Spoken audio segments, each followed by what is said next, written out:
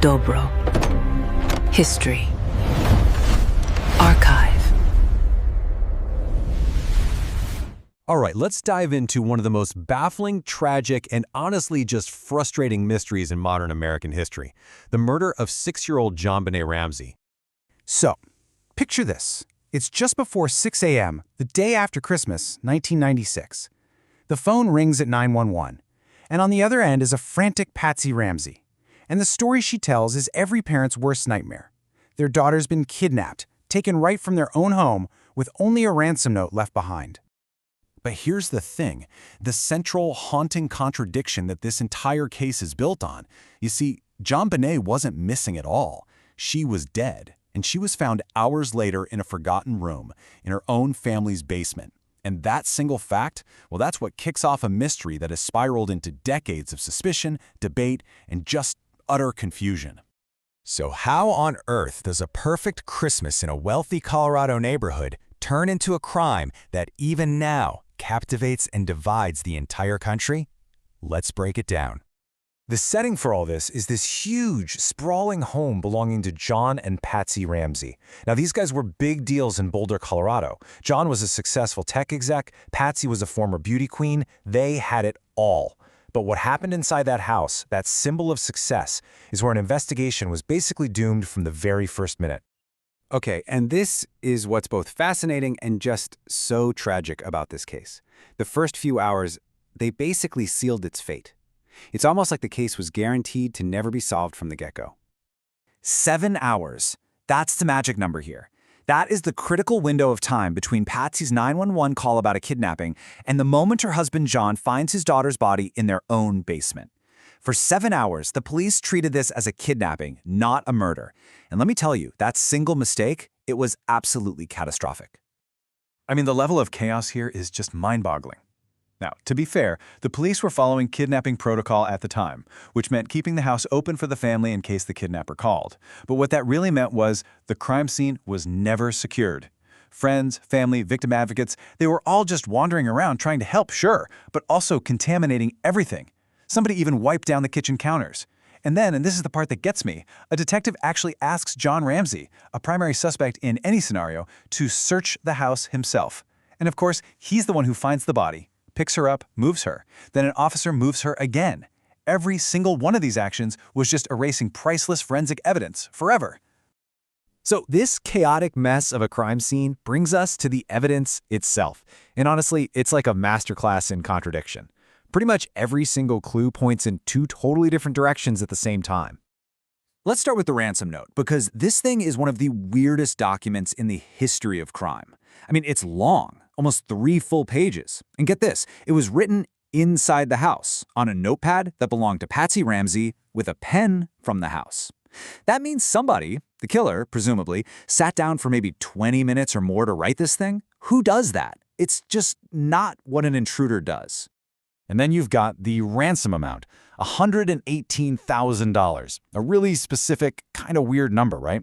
Well, it turns out it was an almost exact match for a work bonus John Ramsey had just gotten for $118,117. Think about that. What are the odds an outsider would know that specific number?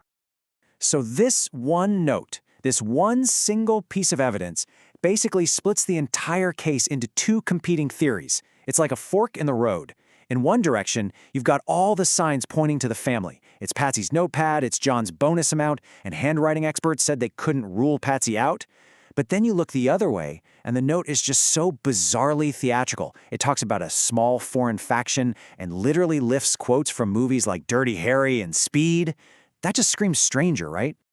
Okay, so let's move on to the autopsy. And what the medical examiner found revealed a level of violence that just blew that whole kidnapping story out of the water.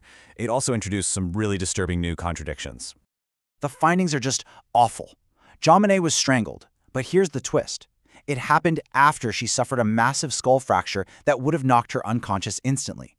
The weapon, a garrote, was homemade, just a cord and a broken piece of one of Patsy's paintbrushes. And then there's the pineapple.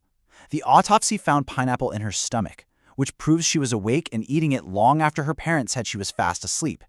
And whose fingerprints were on the bowl of pineapple in the kitchen? Her brother, Burke's. So for years, all this circumstantial evidence just keeps piling up and it's not looking good for the family. But then, a piece of physical evidence emerges that changes the entire game.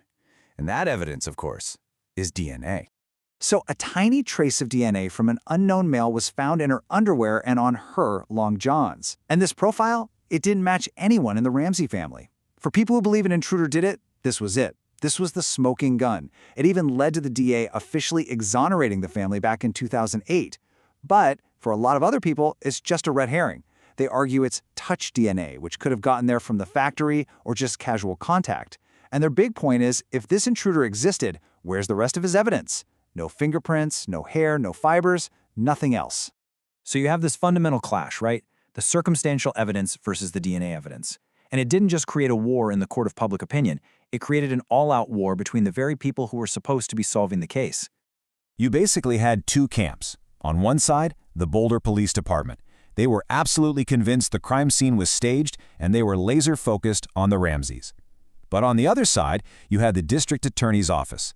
They looked at that DNA and saw nothing but reasonable doubt, enough to sink any case in court. The DA's office thought the cops had tunnel vision, and the cops thought the DA was protecting a rich and powerful family. And with those two sides at war, the investigation just ground to a halt for years.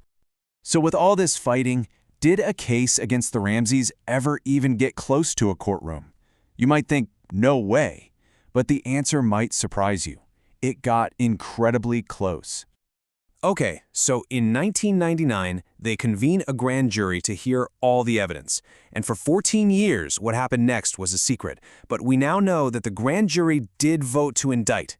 They indicted both John and Patsy on charges of child abuse resulting in death.